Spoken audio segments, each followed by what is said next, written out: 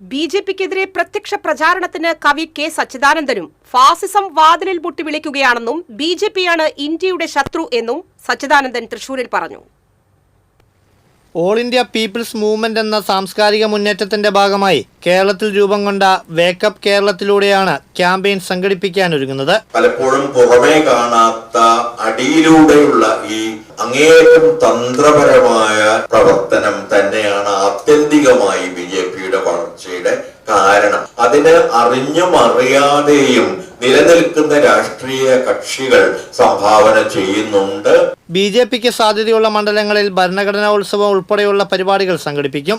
സംഘപരിവാർ അജണ്ടയ്ക്കെതിരായ നിരന്തര പോരാട്ടങ്ങളിലൂടെ ജനാധിപത്യവും ഭരണഘടനയും സംരക്ഷിക്കുക എന്ന ഉത്തരവാദിത്തമാണ് കൂട്ടായ്മയ്ക്കുള്ളതെന്നും അദ്ദേഹം വാർത്താസമ്മേളനത്തിൽ അറിയിച്ചു. നമ്മുടെ ജനാധിപത്യത്തെ തകർക്കാനുള്ള വളരെ ബോധപൂർവമായ ആസൂത്രിതമായ നീക്കങ്ങൾ നടക്കുന്നു. നിരന്തരമായ ഒരു അടിയന്തരാവസ്ഥ എന്നുള്ള രീതിയിൽ അതിന്റെ ഒരു ഭീതിയിലാണ് ഇന്ന് ഇന്ത്യയിലെ ജനങ്ങൾ ജീവിക്കുന്നത്. ഏതൊരു പാർട്ടിയാണെങ്കിലും തുടർഭരണം വന്നാൽ അത് അധികാര കേന്ദ്രീകരണത്തിനും അഴിമതിക്കും കളമൊരുക്കുമെന്നത് തന്റെ മുൻ നിലപാടാണ്. അത് ലോകത്തെ തന്നെ പല ഉദാഹരണങ്ങളിലൂടെ രൂപപ്പെട്ടതാണ്.